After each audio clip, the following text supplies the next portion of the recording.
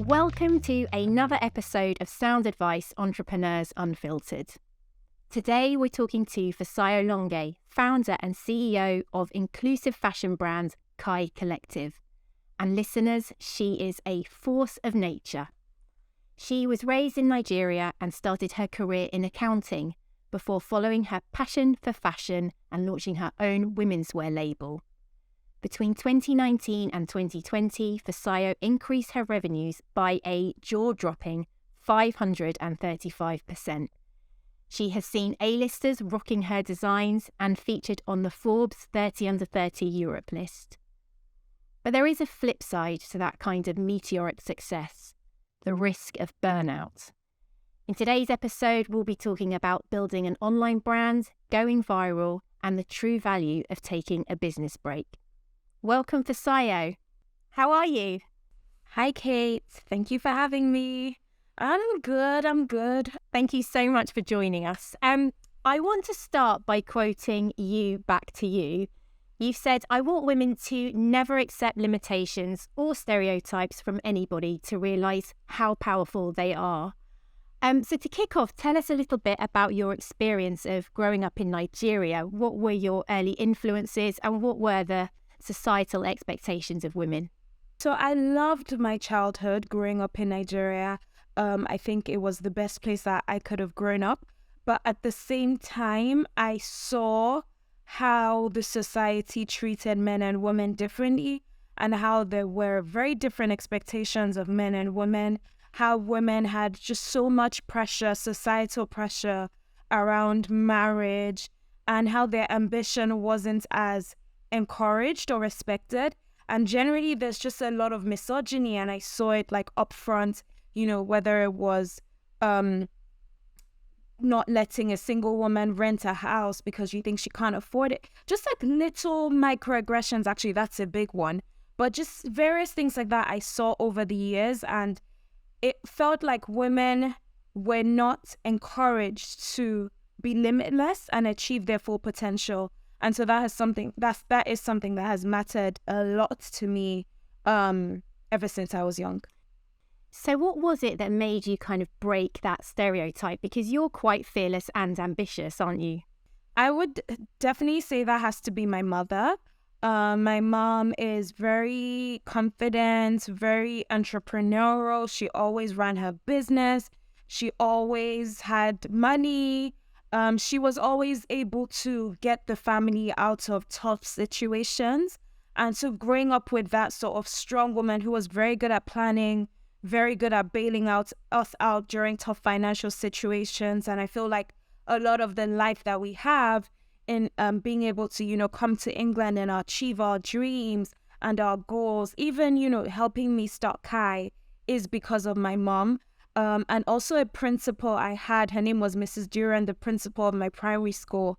I just thought she was the most amazing woman. Every day she would sit outside the school wearing all of this jewelry. I just remember she used to wear like the loudest, most obnoxious gold. And I just thought she was so like cool, aspirational, and I just loved her. So those were, my two early female influences that really made me feel like I could do anything.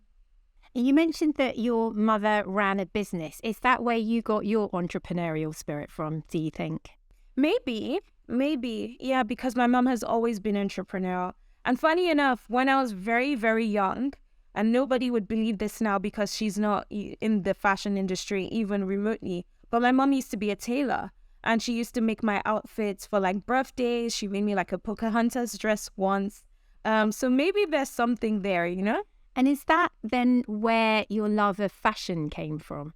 I'm not sure because in my head, I don't associate both things because that's such like a distant memory. I was very, very young. But I think just as someone who's always been very expressive, fashion for me was just another way to express myself, especially at points in life where there wasn't much else. I went to like some very strict schools growing up, and fashion has just been a way for me to show who I am and what matters to me. So what led you to starting Kai Collective then? Because you actually moved here and wanted to study law, is that right? Yes. Can I just say you've done an amazing job at your research? I have read every article about you. Thank you so much. But yes, so I wanted to study law, and that didn't work out. I missed my offer by a grade. I was meant to get, I think, 3 A's, and I got AAB. And then I decided to my mom said I could only take a gap year if I got a real job. And for her, a real job wasn't like, I just wanted to work at Topshop. But for her, that meant like an office job. So I got a job at KPMG in like a week on their gap year program. And then after that, they offered me to stay on full time. Ordinarily, I wouldn't have taken it because I didn't want to be an accountant. But once I started earning my own money, not having to ask my parents for money, I really, really loved that. And so I wanted to keep a job and not go back to uni. So then I joined KPMG and did a part-time uni program with KPMG. And then while I was like doing that, I started my fashion blog as an escape. So it started as an escape. When you were blogging, did you dream that you would one day launch your own women's wear brand? Not right at the beginning, but along the way, it started to really make sense to me. I've always loved traveling and I love fabric shopping. That's like where my inspiration comes from, seeing and feeling the fabric. And when I would go fabric shopping, I'd buy fabric, make clothes with the fabric and post the clothes on my blog. I started my fashion blog in 2012.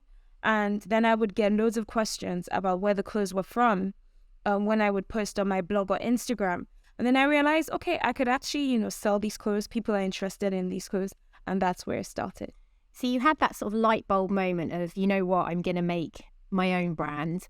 What were some of those early difficult moments in getting the brand off the ground? Was it sourcing material? Was it finding the right manufacturers? What were the big challenges? There were lots of challenges. Sourcing material was actually the easiest part because I found, as I said, I've always loved fabric shopping. And I found amazing fabric during a trip to Turkey. So that was like my first collection where the fabric was from. But, the capital to start was always a challenge because an uncle had said he would help. And last minute, he said he wasn't going to. And I had already announced the brand. It was meant to launch in about 2 months. I had to figure out income from somewhere else. And then my mom helped. And manufacturers as well. Finding manufacturers was very, very, very difficult, like good manufacturers. Do you have any tips on the best way to do that? Did you literally have to fly to different countries, meet them firsthand? Did you get any external help on that? Did you meet any other fashion owners? So I did. At the time, I didn't have any mentors or anything like that. I flew to Turkey to find manufacturers and find fabric. But actually, I didn't end up finding a good manufacturer. I would, in hindsight, I think the best way to find manufacturers is on Alibaba and also at trade shows. And their trade shows, there's several trade shows a year in London. And so if I could go back, instead of just rocking up in Istanbul and being like, well, I'm looking for a manufacturer, because they're pretty difficult to find. I would have, done my research online, Alibaba, and gone to trade shows in London. And then after, accumulating a list of manufacturers from the trade shows, then go there and meet them. Did you find it quite hard that the business wasn't an overnight success? You had to learn some of these lessons, find the right path, because obviously you'd already built up this fashion following.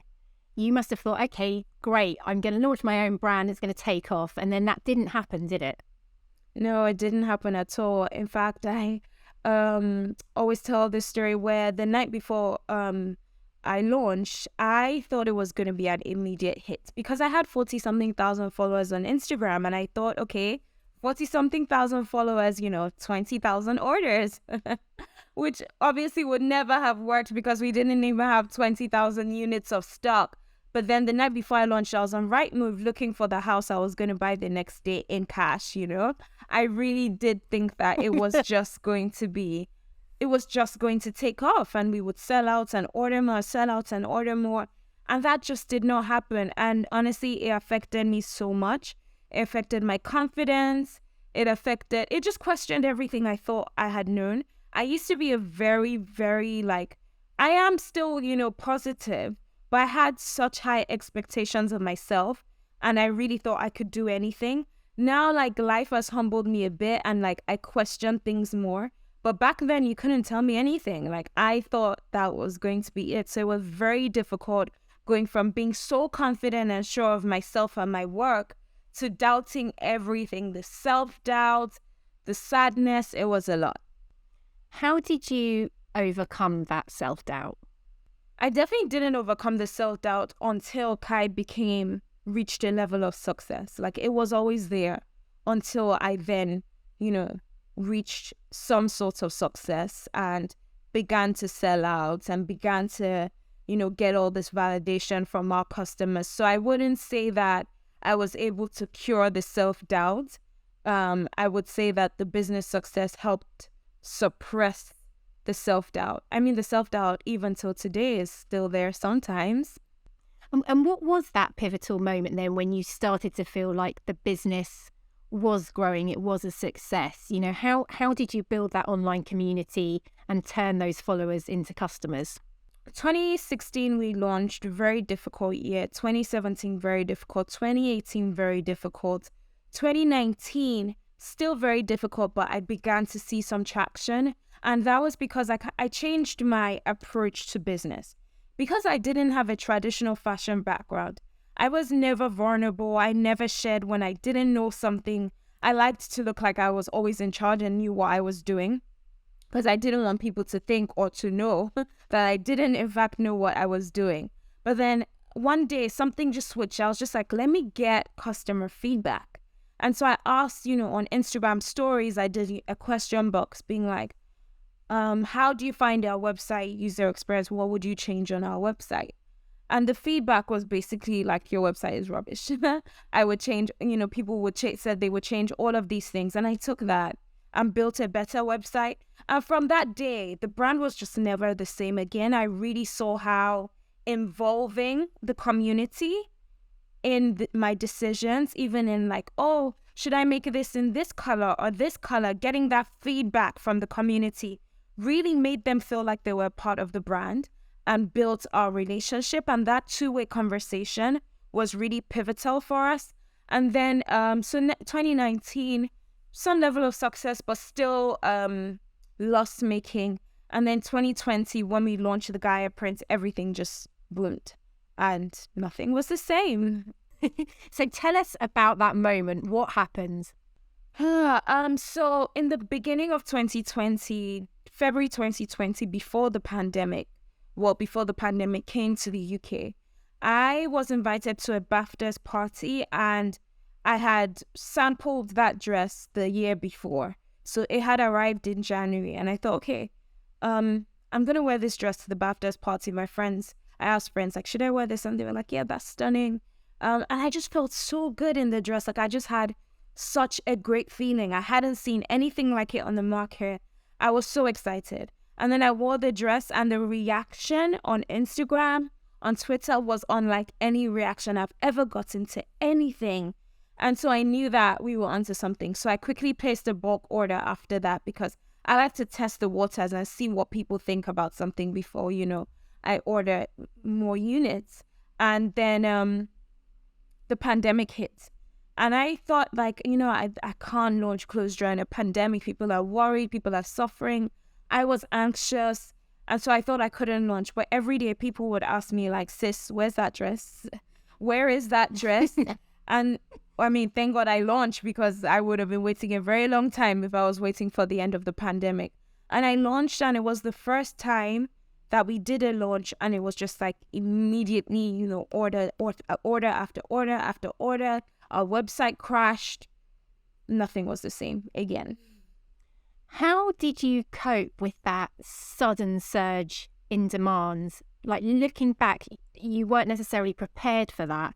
What things would you have put in place to cope with that sudden surge? Because it was COVID, it would have been very difficult to put anything in place because we were in lockdown. So it's not even the biggest thing was staff, but I couldn't have staff because I was in my flat.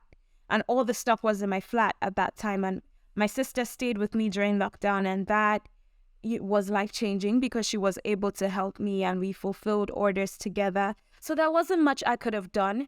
And it was a stressful period, but since then, I have experienced a lot of stress, a lot of burnout, but I think that maybe it was an accumulation of all the relentless hard work over the years, because in that moment, it was almost like I was ready for it, even though I wasn't logistically, but mentally. I had been waiting so long and I had been working so hard consistently to make things pop that when things popped, it wasn't shocking. It wasn't like, oh my God, I can't believe this.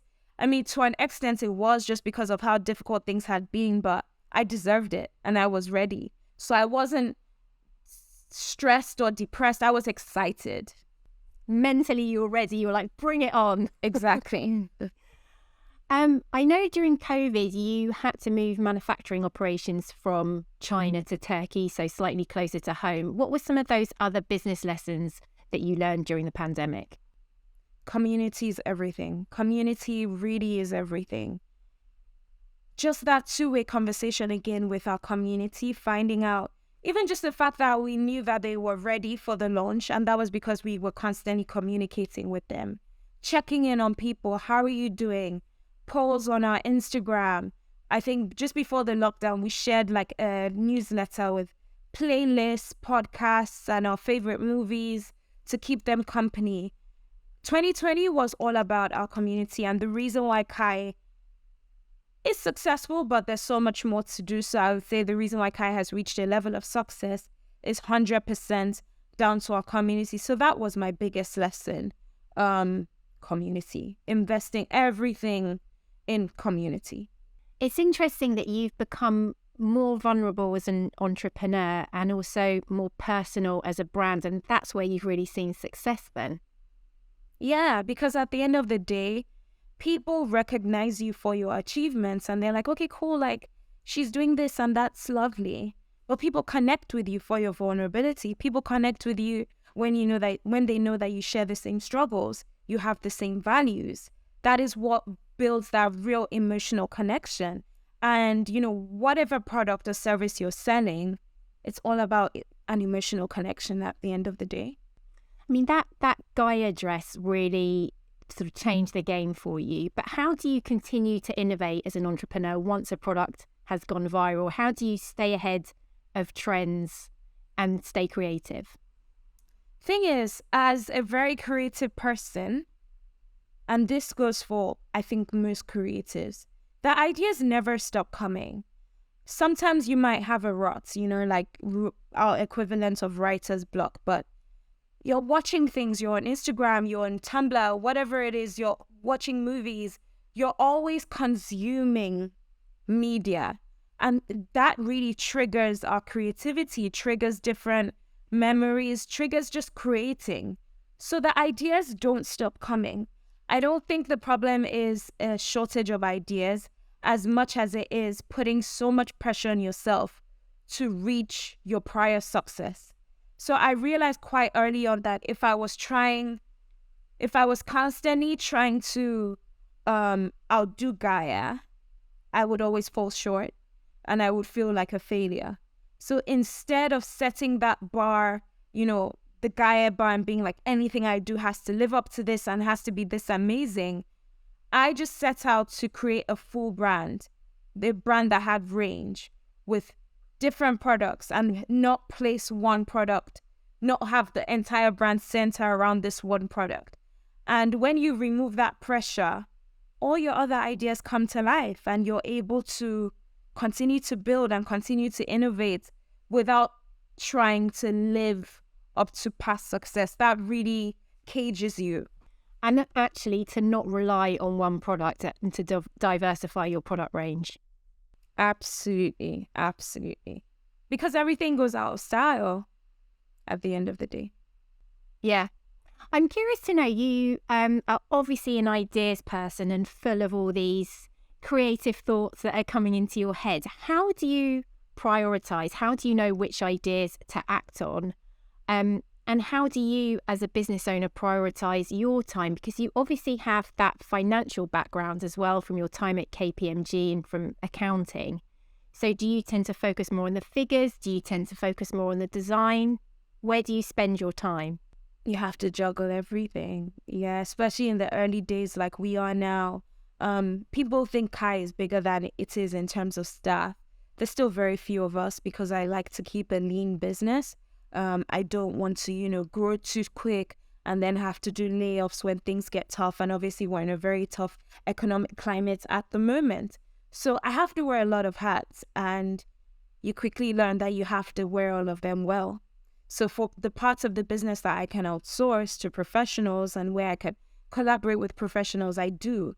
But the finances are just as important as the creativity. It's all important. And I would say that life happens in seasons. Like, you can't be all things to all people at all times. So sometimes I prioritize finances more and creativity might suffer a little bit. Sometimes I prioritize creativity more and the numbers might suffer a little bit. But the priority for me is, as we grow, to hire people who are better than myself.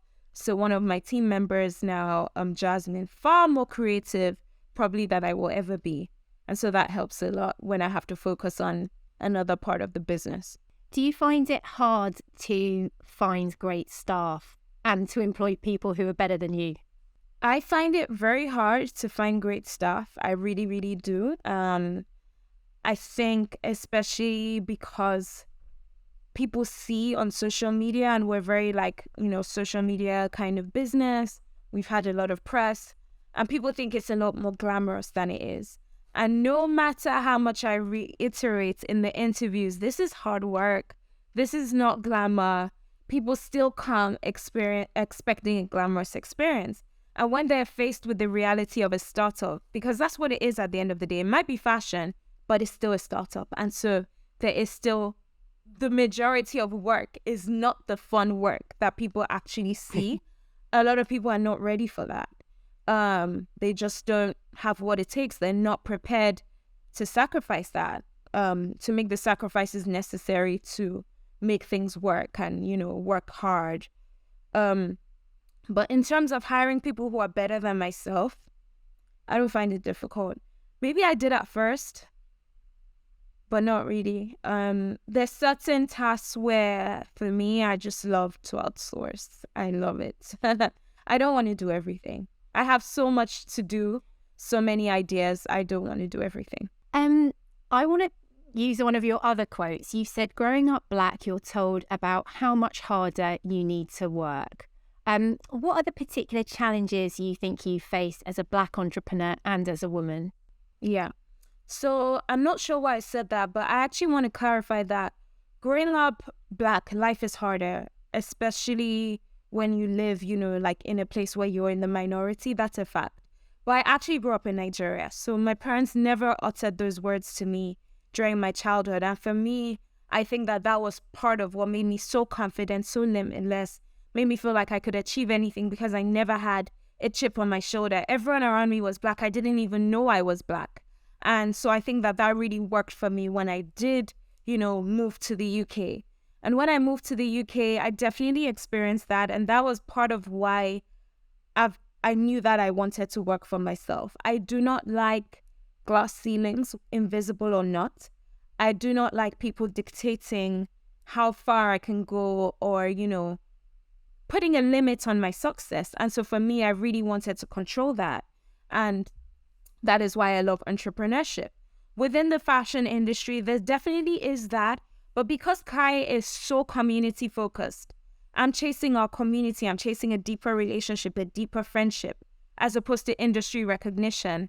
I don't need to wait for the industry to recognize my work. I can just focus on building a community and working hard in that and serving my community. I mean, you said the Kai Collective's not a numbers game. So what does success look like to you? Where do you see the business going?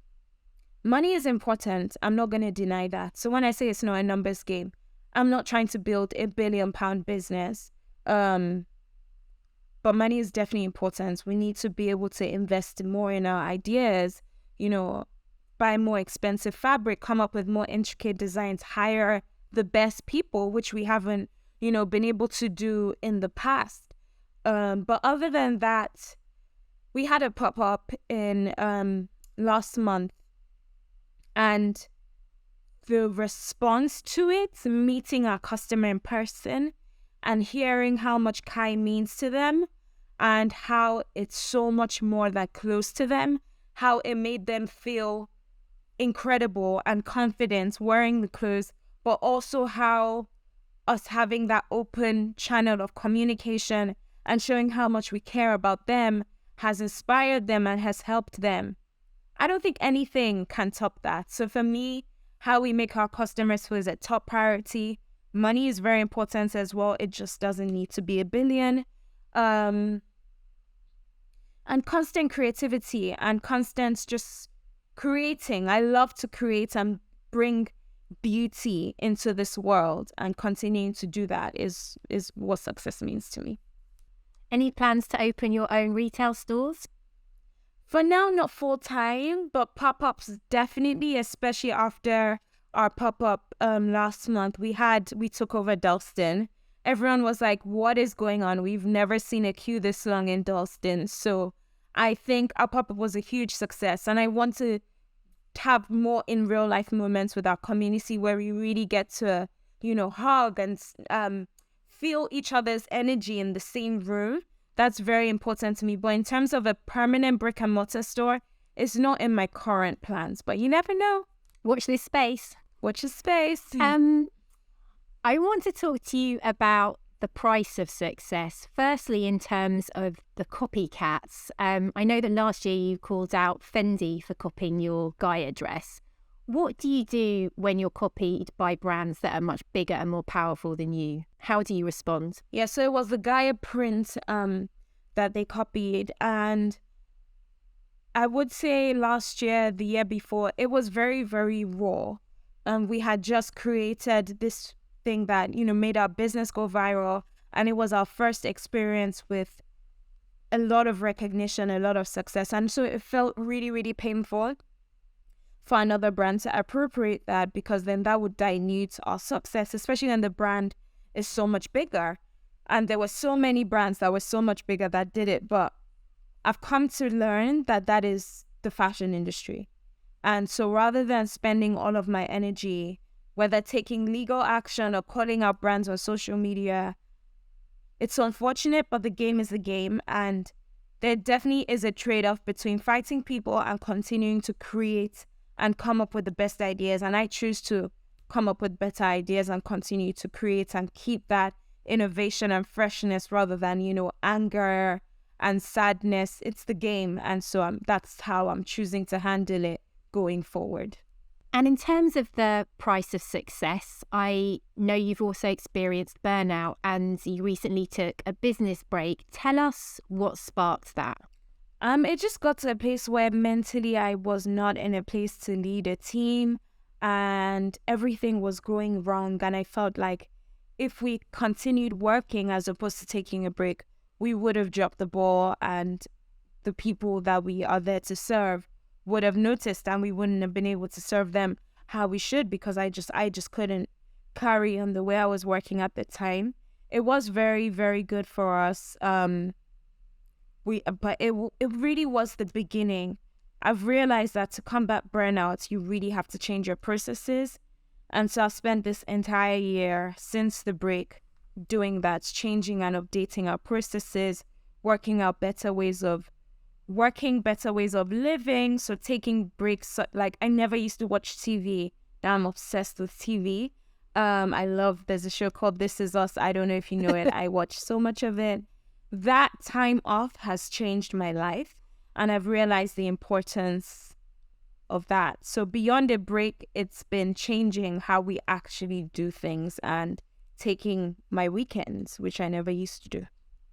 So how were you operating as an entrepreneur before, and what was the moment that really made you think, I need to take a step back, I can't cope with this any longer? I was just working 24/7, like all the time. When I wasn't sleeping, and I wasn't even sleeping properly because I had so much anxiety, I was working. I wasn't watching TV. I wasn't doing anything for leisure apart from going to the gym sometimes. So yeah, I realized that that couldn't continue. There were many moments that made me realize that this couldn't continue, but I was with a group of other entrepreneurs in Bermuda for a month in February this year, with the Forbes Under 30 group, and another person in the cohort who owns a fashion brand came to me and said, "Oh yeah, we should host a fashion show." And I've told them we're going to host a fashion show, so get your samples sent to Bermuda.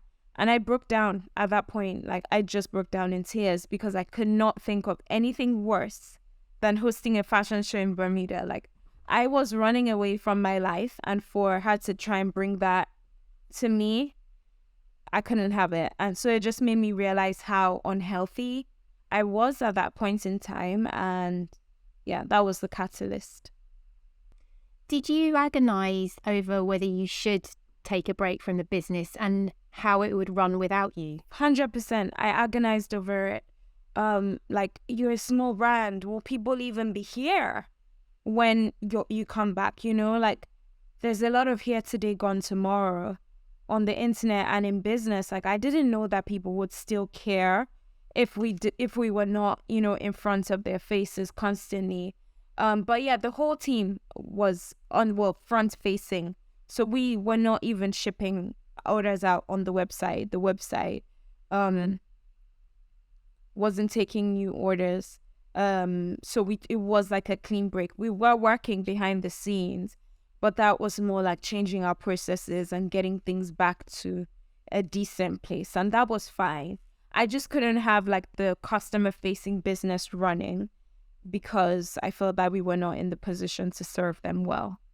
So how long did you effectively close down the consumer facing side of the business? It was about 9 weeks in the end. And talk me through some of those processes that you changed. Firstly, professionally, and then personally. So it's just, for example, our website was always causing us so much grief. It wasn't built very well. So we finished a whole website rebuild, moved to a whole new website. And then we just worked out different ways of things like fulfilling orders, more efficient ways of doing our job. Yeah, so from the technical things like the website and fulfillment to me, I got an HR consultant, which we never had before. So figuring out ways to build a more fulfilled team and do things like more team activities. So really just like we just took a 360 look around the business and tried to figure out all the different parts of the business that we could improve. So processes, team, leisure, things like that. And personally, I just stopped working constantly. So I always felt so much anxiety whenever I wasn't working. I've been dealing with that and it's gotten much better. I, was in therapy, started watching TV, and just sometimes we'll just sit on the couch and not do anything or read a book. I got very, very serious about my self-care and me time. And how do you carve that you time into your day every single day? Do you have a particular routine where you make sure you switch off your phone at a certain time or you close your laptop? I don't have a certain time. I should, and it's one of the things I'm working towards next year. But I would say, like, as a startup, it goes up and down. It comes in peaks and troughs. Like, sometimes I'm able to be, like, super on it and, and I don't work at all on the weekends and I'm giving myself rest on the weekdays. I'm watching TV every evening, that kind of thing. But some weeks are just hellish and I'm not able to do that. And so I try to make up for it the week after. There's been a switch. So I'll never go back to working the way I was. There might be, once in a while I might have to work on the weekend or, I might have to neglect myself just with what the business is and not being able to hire so many people. Once in a while I might have to sacrifice for that, but then I make sure that I check in with myself, have therapy, and make up for it the next week. But yeah, it definitely comes in peaks and troughs. It hasn't been like, ever since I made the decision to prioritize myself more, it hasn't been like a linear ship sailing. It's been very bumpy. How did you know you were ready to go back into the business, and did you dread it? I did dread it because I was still burned out, and I don't think I was necessarily ready, but I had to. I had staff to pay. I didn't lay anyone off. So the whole time, staff was still being paid, people were still working. And so, yeah, we just had to.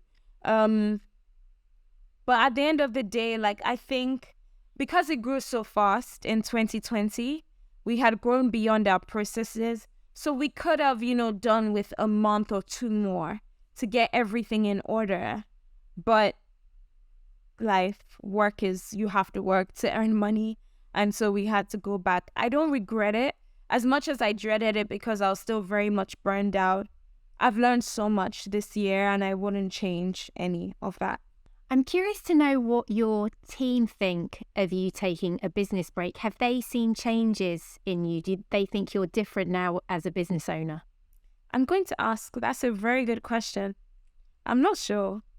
I think at first they were surprised, but then I think they saw the value in it, and they were burned out as well. We were all stretched too thin at the time. So afterwards we hired and stuff, but I think it was good for them as well. But I'm actually not sure what they think about me personally after taking that break. I'll find out. That's a good one. And did you have any kind of financial buffer in place to allow you to take a step back from the business? No, we just had the money that we had made in prior months and just tried to stretch that as far as possible. I made sacrifices where I could, like reducing how much I paid myself, that kind of thing. But no, we didn't have a financial buffer, which is why we had to come back before we were necessarily ready. So for companies that have been through this meteoric rise and then are battling with burnout, what would be your main pieces of advice or tips to them? Have a look at your processes and systems and see where you can automate, see where you can hire. My advice would be that no holiday is going to change the situation. Ever since I started feeling burnout for the first time, I've been on several holidays thinking I just need a week off. After this week, everything will be better. And for that week, things, get better, but they go back to what they used to be. So it's beyond any type of holiday or any, sleeping over the weekend. You really need to make changes. So you need to hire or you need to change your system to a more efficient one. So I would say spend some time finding out where you need to make those changes within the business and make those long-lasting changes beyond the surface. And I know you started Kai Collective back in 2016. So if you had to go back to yourself as a younger entrepreneur and give her one nugget of advice, what would it be? I wasn't prepared for how difficult it was going to be. I just wasn't. As I said to you, I was so confident, a little bit delusional. So I would just have told her it's going to be very, very difficult. I would have said to me, do not attach your self-worth and your self-confidence to this business, because as I said, there will be peaks and troughs. And because, I attach so much of my personal brand, my personal worth and confidence to the brand, when the brand is not doing as well or when we receive negative feedback, when the customer isn't happy, I've always taken it very, very personal. I would have told her this is a business and your business is not you. So separate those two things and realize that you have a whole different life. And just because the business is struggling doesn't mean that you must struggle. And just keep going. It's difficult, very, very challenging. Be prepared for a lot of sacrifices, but it's going to be worth it. That's what I would have said. Thank you so much, Fisayo, for being such an incredible guest. I can't wait to see where you go from here. Oh, thank you so much. You can follow Fisayo on Instagram at Fisayo Longe and check out her incredible designs at kaicollective.com. If you enjoyed our chat as much as I did, you can find more binge-worthy episodes of Sound Advice Entrepreneurs Unfiltered at sage.com/podcast. Sage is on all the social channels, so let us know what you think of the show using the hashtag SoundAdvicePodcast. And don't forget to rate and subscribe. It really helps us to reach more people like you. See you soon.